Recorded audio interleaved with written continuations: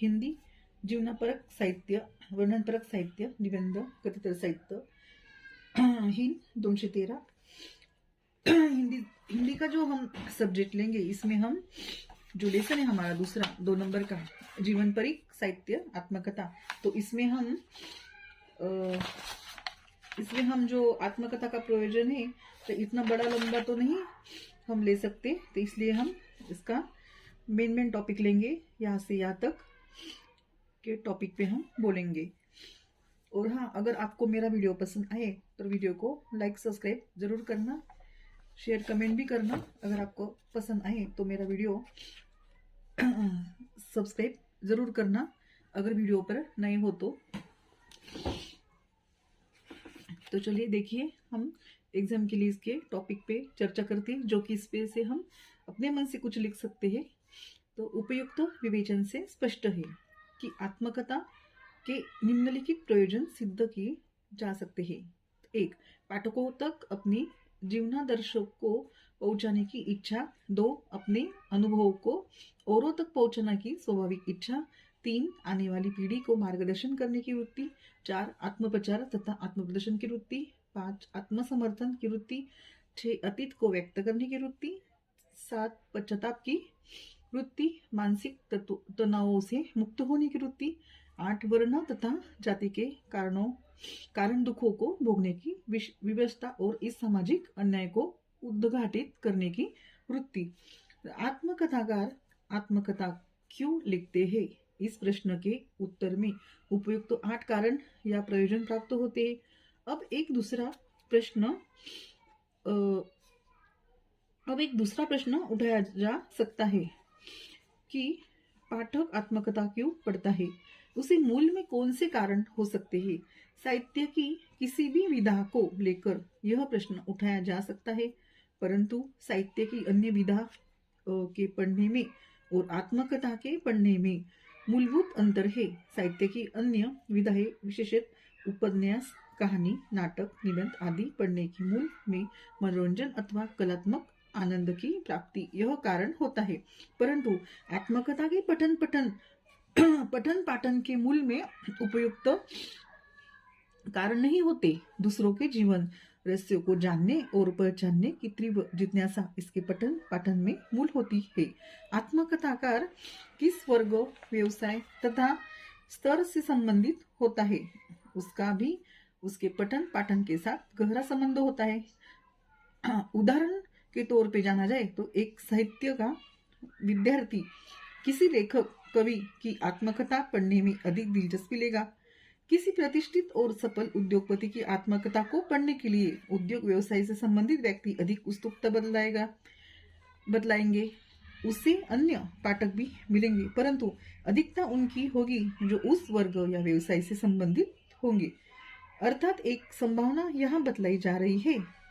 यह नियम नहीं है कि दलित आत्मकथा को सर्वाधिक पाठक सवर्ण वर्ग से ही मिले हैं, इसलिए औरों की जिंदगी में झांकने की वृत्ति यही आत्मकथा के पठन पाठन का मुख्य प्रयोजन होता है।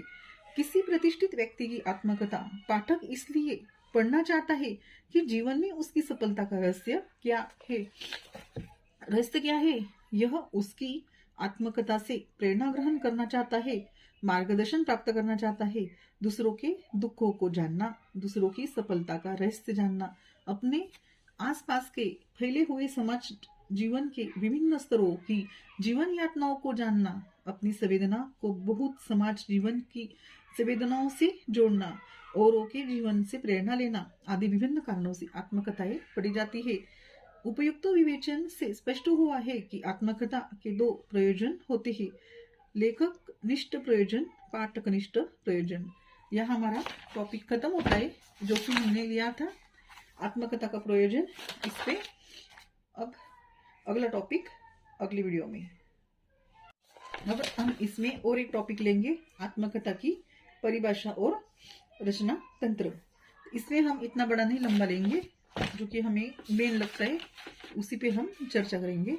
यहाँ से इस संपूर्ण परिवेश को उसकी पूरी यथार्थता के साथ चित्रित किया जाए ऐसी अपेक्षा होती है। कल्पना, अतिशयोक्ति अथवा झूठ को यहाँ किसी भी प्रकार का स्थान नहीं है। इसलिए यह यथार्थ से यथार्थ तक की यात्रा है। यहाँ परिवेश की विश्लेषण के साथ साथ आत्मविश्लेषण भी है। आत्मकथाकार को पूरी तटस्थता और निर्भयता के साथ अपनी बीती हुई जिंदगी की ओर देखना पड़ता है। भावुकता से यह काम नहीं चलेगा। अपनी बीती जिंदगी का निर्भयता के साथ किया गया यह पर्दाफाश है। पूरी प्रामाणिकता के साथ अपने बीते जीवन की परतें निकाल कर देखनी पड़ती है। वर्तमान में जीता हुआ व्यक्ति पूरी तटस्थ के साथ अपने भूतकाल को देखे, जैसे जीवन जिया वैसे उसे प्रस्तुत करे, ऐसी अपेक्षा उससे होती है। आत्मकथा अंतत एक साहित्यिक विधा है। इसे कारण उसमें कलात्मकता की आवश्यकता होती है। यह कलात्मकता दो स्तरों पर होनी चाहिए, एक क चयन के स्तर पर और ख अभिव्यक्ति के स्तर पर। रुकी सुकी घटनाओं की अपेक्षा नाट्य में घटनाओं हो तो वे अधिक पठनीय हो सकती है अथवा अनुभूति का नया संसार हो।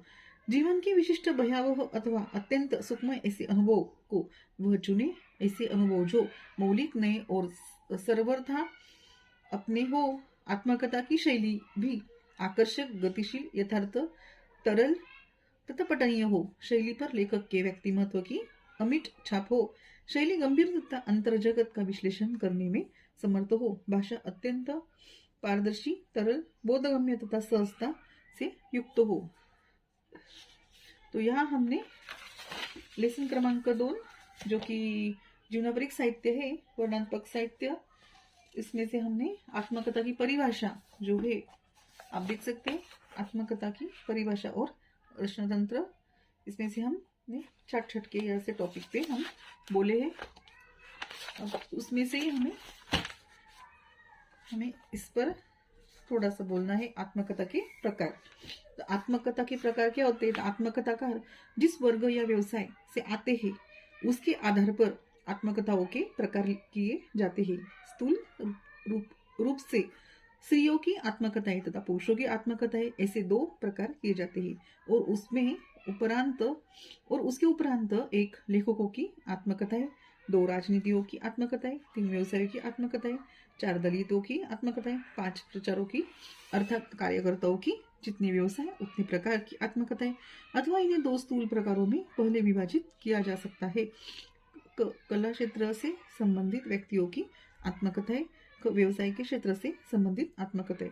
व्यवसाय के आधार पर आत्मकथा, तो इस पे जो उन्होंने हमें जो आकृति में दिखाया है, तो अच्छे से हमें इसका ध्यान देके हमारे लक्ष्य केंद्रित करना है और हमें पेपर में से लिख सकते हैं, तो हमें अच्छे मार्क्स मिलेंगे। तो आत्मकथा ऐसा तख्ता हमें निकालना है। स्त्रियों की आत्मकथाएं, पुरुषों की आत्मकथाएं, कला जगत, व्यवसाय, कला जगत, व्यवसाय, साहित्य, अभिनय, संगीत, उद्योग, व्यापार, नौकरी, साहित्य, अभिनय, संगीत, उद्योग, व्यापार, नौकरी।